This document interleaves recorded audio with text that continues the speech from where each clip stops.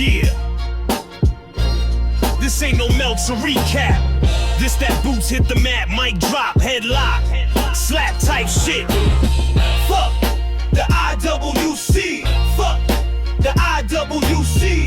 Fuck the IWC. This is CWC. Yo, Notorious D, I ain't here to debate y'all body slam takes. Then I mock the creators, your fave podcast sound like they scared of a promo. I talk facts in your face like a stiff-ass cholo. No respect for the dogs who hide behind melts. They sucking stars off like it boosts they belts. While I'm cooking these takes with a mic and a match. Got the casual fam saying, talk that trash. I don't do fantasy cards or Reddit wars. I spit pipe bombs like I kicked in the doors. Y'all cuddling AEW, begging for hugs. I'm calling out marks like I'm Cena or Thug. We the reason that the crowd stay lit while they beg for a work rate. We strive for the shit. Fuck the IWC. Fuck the IWC. Fuck the IWC. This is CW.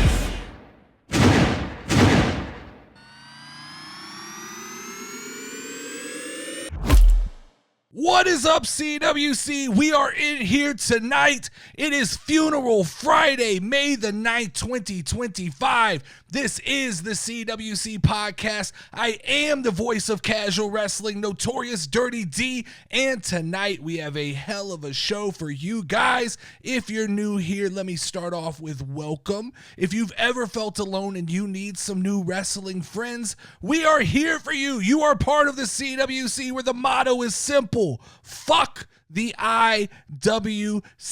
Like I said, it is Funeral Friday. We are here to bury some of the worst takes from the IWC. Tonight, we bury Sean Ross Sapp for coming after one of our very own. We'll get to that in a minute. We're going to react to Friday Night SmackDown, and we're going to hit up a little bit of news. Tonight's episode is brought to you by the CWC merch store. Get your very own Fuck the IWC t-shirt or hoodie right now. Let's jump into it. I've got a question to start the show off. Question for anybody listening. Do you guys think Triple H knows how bad Friday Night SmackDown is right now? I can't really get the feel if Triple H understands that what we're watching right now is just not good wrestling television. And while watching SmackDown in the Discord, I made the comment, I kind of threw it out to the community. I asked, what is my reason for watching SmackDown? It doesn't feel like there's an overarching purpose to what's going on Friday Night SmackDown. For the longest time, we were able to rely on all of the bloodline situations to kind of attract us and bring us back on Friday nights to pay attention. But when I look at SmackDown right now, I don't know what the overarching reason I'm supposed to be paying attention on a week-to-week basis is. Because when I watch the 3 hours of SmackDown, I see well put together matches. I see Fraxium. I see the Street Profits. I see Damian Priest and LA Knight. But I don't know why I'm supposed to invest in these characters, and it eerily is starting to feel to me that SmackDown is almost being booked like it's an AEW show. It's almost like it's being the bone thrown to the IWC so that they don't feel so bad about what AEW is. Hey, look, we're WWE. We also have a show that doesn't make a lot of sense, but we put a lot of dream matchups together so you guys could be excited. Like tonight, we got Fraxium versus the Street Profits, which was a hell of a match, but I'm just not sure why I'm supposed to be invested in these storylines. We got Santos Escobar and Los Lotharios or whatever, Los Garcias or whatever they are versus Rey Fenix and whoever was his partner, but I don't know why I'm supposed to be invested in that. Is it just literally that Santos Escobar wants to get every Mexican that's in WWE under his umbrella of La Fantasma Delgado or whatever they're called? To me, I don't see. I need an overarching purpose to pay attention to the show. And as I watched SmackDown tonight, it started to feel like I was playing WWE 2K25 in universe mode. It literally felt like there was setup, here's the match, and then here's the cutscene that follows the match. And it didn't feel cohesive. It didn't feel well thought out. It really just felt like story beat after story beat after story beat. And I know We Too Deep mentioned to me that right now SmackDown's being run by Road Dogg. And that maybe Triple H is afraid to step on his old cronies' toes. Whatever it is, you can see the lack of influence of Paul Heyman right now on SmackDown. You can see the lack of influence of direction and storytelling. And if this is a Road Dogg thing, we need to correct this sooner rather than later. We can't let this hang around because I like SmackDown. I want to like SmackDown. I want SmackDown to go back to 2 hours. SmackDown was at its best when it was a tight 2. We got matches that meant something. We gotta get our 4 big stars out of the United States title match. We got to come out of Backlash and be done with that because guys like Drew McIntyre and Damian Priest need to be building towards bigger things like world titles. And this tends to be the problem. This is the issue with this WWE style of kind of legacy booking is what I call it, where you have these grandiose champions like Roman Reigns, like a John Cena, where they take the belt and they hold it hostage. And it's great for that one single person that is holding the belt. It turns them into a megastar, but it really affects the people around them negatively. And the people that are being affected right now are going to be the Drew McIntyres, the LA Knights, the Damian Priest, who should be building towards world championships, who just right now are kind of lost in the mix of going after mid-card titles. And then we still have the absence of Cody Rhodes right now because I don't think they know what to do with Cody to bring him back because they're not going to insert him back into the John Cena story right now. I don't know that, do you want to throw Cody and Drew McIntyre into the ring together because they're essentially going to eat one another up, and I don't know who comes out benefiting. But SmackDown feels like a little bit of a mess right now. For everything good that is going on Monday Night Raw and the praise that we give to Monday Night Raw on a weekly basis, SmackDown feels like a mess. Now, we did get the return of Alexa Bliss tonight, which is going to overall be a good thing for Friday Night SmackDowns. Alexa Bliss is a likable character, but I have issues even with the return of Alexa Bliss. We're still portraying Alexa Bliss as the kind of demonic, dark, psychotic Alexa Bliss that carries the Lily doll and that whole situation. But there was no mention of the Wyatt Six tonight. There were no glitches. There were no QR codes, unless I missed it. The hardcore Wyatt people may have found something. But from my casual point of view, I didn't see any references to a Wyatt Six situation. And so I have to ask at this point, are we about ready to bury the Wyatt Six? Because I think the last shred of hope we all had for the Wyatt Six was that Alexa Bliss was going to save them. If Alexa Bliss is now returning and it doesn't look like she's going to be lumped in with the Wyatt Six, I think we have to host the funeral and put a fork in the Wyatt Six. They're done. They're done because it doesn't make sense anymore. It doesn't even really make sense with Alexa Bliss, if I want to be honest, because how does the Wyatt Six work following Alexa Bliss? Because Alexa Bliss has got to get into a storyline with a female, like a Charlotte Flair. And we're not going to have these 4 or 5 dudes jumping Charlotte Flair on a weekly basis. And Charlotte Flair doesn't have a faction around her that they can use to interact with the Wyatt Six. Right now, there really aren't any legitimate factions that can work with the Wyatt Six as it is. And that's probably what the holdup is they go, I don't know where we bring back these 5 guys. How do we integrate them? There's not 5 other... You could go the Judgment Day line, but the Judgment Day has kind of outgrown, I think, the need for a Wyatt Six, and the Judgment Day has their own storylines in business already, so it doesn't make sense to lump them in with the Wyatts. Yeah, so I don't know to me, at this point, what the plan could even possibly be with the Wyatt Six. And it also makes me question, we came out of Royal Rumble, Alexa Bliss had all this momentum, we were all fired up on Alexa Bliss, and then she just disappears. And we all assumed that she disappeared because they were trying to get the story beats together to bring the Wyatt Six back. Now, Alexa shows back up as the tag team partner of Zelina Vega, and then has an interaction with Charlotte Flair. This is what I mean when I say SmackDown is messy.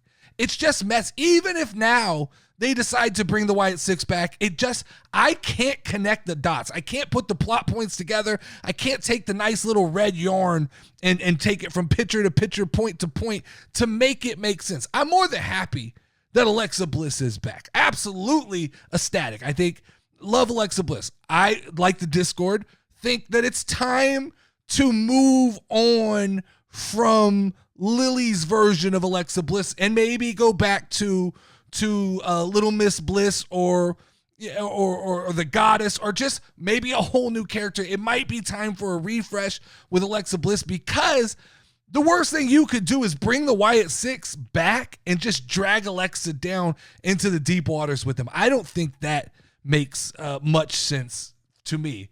As far as Charlotte Flair goes, man, we got to talk about that promo she cut tonight. What did you guys think about that promo? Because I'm conflicted in, I like that Charlotte is laying into the fact that she's self-aware enough to know that she's disliked, but I don't think it's going to connect with the fans. I don't think this is one of those situations where I call, you can't Eminem this situation. You can't 8 Mile this situation. You're not going to turn what the crowd thinks against the crowd and make it work for Charlotte Flair at this point. I just don't think her go-away heat is too high for her to kind of try to embrace it. I see what they're doing by her throwing the fit and walking out. I see what they're doing by her almost kind of having an existential crisis in the ring where she's like, why do you guys hate me? Why? I'm the greatest of all time. I don't know if that works here. It's really going to be dependent on what they do moving forward with Charlotte as to how effective this line of story can be, because we saw the interaction between Charlotte Flair and Jade Cargill, which I think got a lot of people excited. But then it seemingly was more of a tease because Jade moved on to her established storylines, and Charlotte went on to interact with Alexa Bliss later on in the night, which just, like I said, Triple H walks this fine line where he tries to intertwine so many stories at once, but when it's not working, it becomes extremely, extremely messy. And I just think with this Charlotte Flair stuff, I don't know how much the crowd's going to buy it. But the lack of story on SmackDown, I think there's just a couple ways that you could fix that. And I think one thing right now is SmackDown does have a very strong Mexican Lucha division. My only issue with the Lucha division on SmackDown is, once again, it draws me back to, what's the purpose? Why are these guys fighting each other? What is the real trophy? What is the prize? What is it can't just be pride all the time, right? All of a sudden Andrade and Rey Fenix are working together against Santos, and now we see Santos group starting to crumble, which means he's either going to get another singles push, which is just another Lucha-style wrestler being added to the mix, or he's going to reform a faction with somebody else. Whichever it is, I still don't understand what the prize is, because right now, the SmackDown tag team titles, they're locked in good. You got Motor City Machine Guns, you got Fraxium, you got Yes Boy, you've got DIY, you've got the Street Prop. That division is locked up solid. We don't need to bring in 2 or 3 more Lucha-style tag teams into that division. It's just going to be when you have 8 teams vying for one title, it gets messy real quick. I think that there is a world, and I've never been a huge proponent of just throw another title into the mix. Let's create another title. But with the acquisition of AAA, with the sure amount of luchas that WWE has acquired that are high-level competent wrestlers, I think it's not out of the question to create a Mexican title. Like, we have the United States Championship. We could have the Mexican Championship. Or, as We Too Deep put it, it could be the Lucha Libre title.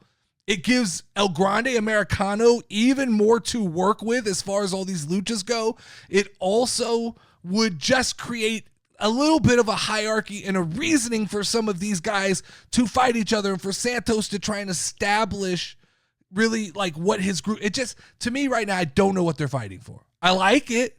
I think they're all super talented, but I don't want to be AEW. I don't want to, after every episode, have to explain to my casual wrestling friends, like, no, these are all really good wrestlers. I don't know why they're fighting. You don't know why they're fighting. The story doesn't make sense. If someone wants to explain the story to me, that's fine, but I just really don't think the story exists as far as I'm concerned. And then we had John Cena. John Cena cooked tonight, man. John Cena he's everything I think that we wanted as a heel and more. My only issue with John Cena tonight is I think a little bit of what he says might go over. I don't want to call them, it's not necessarily casual versus IWC. I think it's more of people who think metaphorically and creatively are able to comprehend what he's saying. And then I think there's some people who might hear what John Cena is saying and go, what the fuck is he talking about? What is John Cena talking? What is he doing? And he is referencing a lot of past and a lot of new and a lot of kind of experimental thoughts, and he's using metaphors, and he's bringing the hustle, loyalty, and respect and twisting it up on Randy Orton, and then he's bringing in Randy Orton drug charges.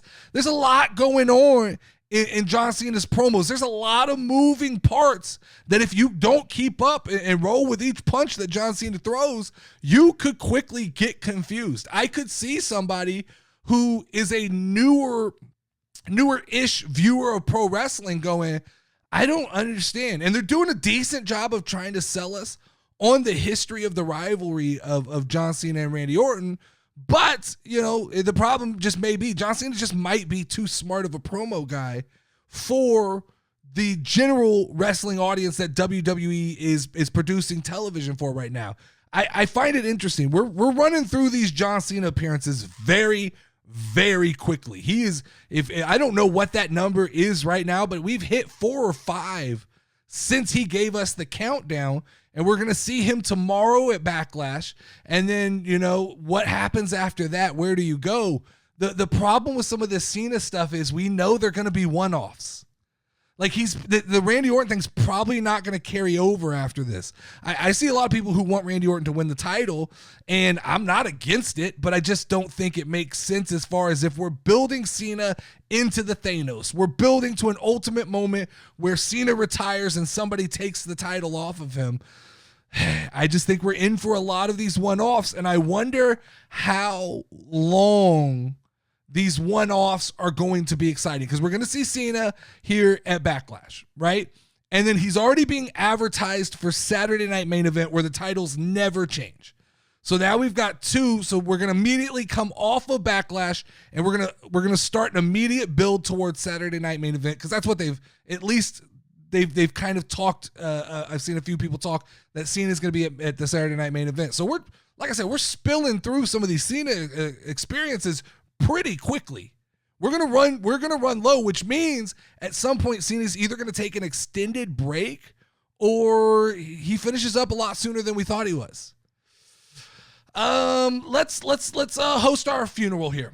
Let's talk about our funeral. So Sean Ross Sapp. I've heard this name. I know the name. I can put a face to the name only because of what happened today. And I'll be transparent. I don't watch other people's wrestling content.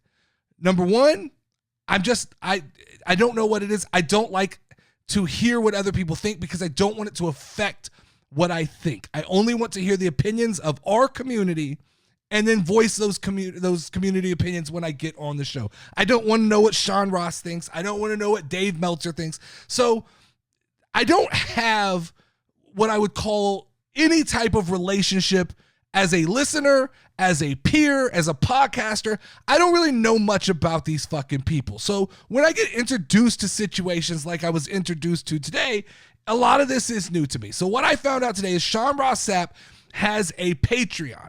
And somebody from our community subscribes to the Sean Ross Sapp Patreon. And this Patreon is where he gives his inside information, because he's been sucking dick of all these backstage guys, and he's getting this inside information, which is terrible fucking job. I could not do it. I clearly want to talk shit, and that's it. I don't want to interview people. I've said this numerous times. I don't really want to interview people. I don't really love to have like guests and shit like that. And I definitely don't want to like source out information. But Sean Ross Sapp sources out information. He allows people to pay for this for access to this information. He posted on this Patreon. So we have a person from our Discord who subscribes to the Patreon. And Sean Ross Sapp delivered some information out. He disseminated it to his patrons. And the person from our Discord took this information and posted it onto X, gave 100% credit to Sean Ross Sapp, and Sean Ross Sapp had the audacity to personally DM this person and just in the most zesty fucking way, just the most feminine energy to me, fucking sends a message that basically says something to the extent of like, bro, I just posted that 1 minute ago and you're already posting it. Yeah, that's how it works, Sean. That's how, when people pay for something, that then becomes theirs. And you're lucky that he credited you and didn't just take that information and try to claim it for himself. He meant no ill will towards you other than just disseminating the same information that you were putting out on your Patreon. I don't understand. So the whole Patreon information thing doesn't make sense to me. I've always viewed podcasting as, I want you guys to want to hang out with me. I don't really want you guys to give a shit about my wrestling opinions. That, to me, everybody has an opinion. Opinions are like assholes. Everybody has one, right? I want you guys just to like the way I deliver and like me. And then that is the value I bring to you. If the value that I bring to the wrestling world is merely that I go fucking beg people for information and then I disseminate that information, it means that the people really don't like you, Sean. They like the information that you provide. And they may pretend to like you, but the minute you don't provide information, they're going to disappear. I feel like I'm building genuine friendships through what I do. I've never in my mind, like I have seen directly this. I know this for a fucking fact. I have done things on my podcast that nobody else is doing. And then a week later, I will see bigger creators than me stealing my ideas and doing the same things word for word, exactly how I did them. I don't even message those people, right? I see smaller creators who are just starting, who see what I do, and they try to mimic what I do. And I don't message them and go, hey, motherfucker, back off. In fact, a lot of times I will reach out to smaller creators and say things like, hey, do you need help? Can I help? The fact that he had the fucking balls to call out somebody who is paying money. They are supporting what you do. You have the balls to personally write that person and call them out. You're fucking crazy, man. Like, I can't imagine going to, I like to use like McDonald's as my analogy reference point, but I can't imagine going to McDonald's, ordering a 10-piece chicken nugget, and then McDonald's trying to tell me what the fuck to do with my nuggets once I take possession. Sean, once you give possession of that information to other people, that's their information to do as they see fit. And if you don't like it, don't charge for the information. But once you disseminate, if you give me 10 nuggets and then someone from McDonald's came to me and they said, you can't share those nuggets and you can't eat them yet, I'd be like, what the fuck are you talking about? I can do whatever I want. No different than the information that you give to me. Once you give that information to me, that's my information. There's no gag, no cease and desist, no gag order. I understand going like, hey, if you repost this information, please just credit me so that people look back and go, you can get this information from me. But I think it's bullshit to begin with that there are these paywalls for this inside information that these guys are clearly gatekeeping, right? They're going and they're fucking undermining these companies to get this information that the companies don't want out and available, and they're getting this information and they're leaking it. I can't, the whole thing is just fucked to me. But I cannot believe that this dude would DM somebody. That is such feminine fucking energy to me. To DM somebody and go, bro, I just posted that 1 minute ago. Yeah, I'm fucking fast, dude. I get like I said, I want to fucking just subscribe now. I think we all just start reposting his shit and giving credit to different people just to piss him off. I don't like shit like that. But I don't like the whole disseminating. Like, I have a real hard fucking time. Super chats and things like that. I struggle. Like, if you want to support the channel and you want to give me financial means to try to grow, that's awesome. But I want you to do it because you want to do it and you want to be a part of what I'm building. I don't ever want to be a salesperson of information. That's fucking insane to me. I can't do it. I'm sorry that happened to somebody in our community. I can promise that's not the energy that I will ever give off. And I don't give a fuck if I only have 7,000 followers and 22,000 followers here. I'm not Sean Ross Sapp. I get it. But the reality is I just can't ever see myself going that direction. Let's talk about a couple other things before we get out of here. Karrion Kross has the #1 selling t-shirt on WWE.com. Good for him, man. That is awesome. That is just pure people power. That is pure casual wrestling IWC. That's everybody coming together and recognizing that he's kind of been fucked over the recent times, and that we need to get Karrion Kross and elevate him to another level. So shout out to Karrion Kross for that. I was sent a video of Nikita Lyons on WWE Evolve. If you haven't watched this, I'm not going to post it. I don't want WWE to come after me, content strike me. But just look up Nikita Lyons on WWE Evolve, and it makes me question how certain people get released from the company and certain people are able to stay with the company. It makes me question how a Cora Jade gets released from the company, but a Nikita Lyons is able to stay with the company. When you just see the whole presentation, the whole situation, I don't know how you go from NXT down to Evolve. I'm not sure how that actually works and things like that. But to me, go watch the video. Go watch the video, then we can talk about it again if people want to talk about it. But to me, it baffles me. It has to be a contract situation. That's the only way I can justify it. The only way I think that I can justify this is that Nikita Lyons is on a very team-friendly deal. She must not be making what Cora Jade made. When they went down the pricing sheet, Cora Jade's number must have been a lot higher than a Nikita Lyons, because the rumors that I've heard is that Triple H had final say-so on who got cut and who stayed. So it would be weird to me that he got rid of anybody on the main roster. You understand they're already making big bucks, but to get rid of a Cora Jade or even not renew a Shotzi, but you go Nikita Lyons, that one's interesting to me. And then the last thing I want to talk about is this Ricochet and Javon Evans, I think that's his name, Javon Evans situation, where they got into a little bit of a tiff on the X or Twitter, whatever you want to refer to it as these days. I see a lot of people talking shit. I'm going to reference just the end of this thing in that I see a lot of people talking shit because he took the tweets down, which that is the right thing to do. I don't know if anybody's ever had media training, but that is the correct thing. You shouldn't punch down. And the reality is IWC hates this, but NXT is above AEW. I don't give a fuck the way you want to view it. I'm telling you from the real perception and financial aspects of professional wrestling, NXT, especially if you are a young talent, is above AEW. So you are punching down if you get into a pissing contest with an AEW superstar. And Ricochet is just an instigator, an agitator. He's trying to get this reaction out of people. He drew this reaction out of Javon Adams. Javon Adams went off on him. I think Javon Adams cooked him. I really do. I think NXT or WWE stepped up to Javon and said, "You got to take that down. We can't have that. We can't be That's not what professionals do, Javon. That's what crazy people in AEW do.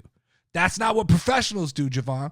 And so I think he had to take that down. I've heard the rumors that the NXT guys are going to have to go through social media training, I would bet that this was already in play. I would bet that they've had plans to do social media training, and this might have just been a catalyst to go, all right, let's speed this up. When you go to college, like as a Division I college basketball player, I had to take media classes. This is something you have to, this is a very well-known regular thing, is you have to take classes on how to, because after a game, you may get pulled to the side and have to do an interview, and there are great journalists who will ask you straight up questions, but there's also pissy journalists who will try to bait you into a bad answer. And there's also pissy people like Ricochet, who's bitter, who's mad at WWE and gets a kick out of agitating and bringing up shit like this. So, you know, I don't read too much into him taking the tweets down. I think it's WWE just going, look, be professional. Don't get into pissing contests with these guys. You fucking got him. You got him. You cooked him. Everybody saw it. It's all over the internet now, but you take it down. You be the bigger person. And I think that's really what you saw with that situation. But that is all I've got for you guys today. Yeet on over and hit the like button and leave a comment on this video. It really helps. Real comments. Shout out to everybody. Everybody stepped up yesterday. I saw real interaction from the show. I saw the views. I saw everybody kind of supporting what I talked about. This is the style of video I do best. And this is what I'm going to do. And I saw a real come together from the community to support that. So keep helping me grow this thing. Hey, keep helping me get to a point where we can support this thing through YouTube and situations like that. But I'll be back on Monday to talk about the fallout from Backlash. We're doing Mount Rushmore Monday, so we'll have a top 4 list of some kind to talk to you about. Maybe it has to do with Backlash. Maybe it doesn't. I haven't figured it out yet. I'm the Notorious Dirty D, and we are out of here. Notorious. Big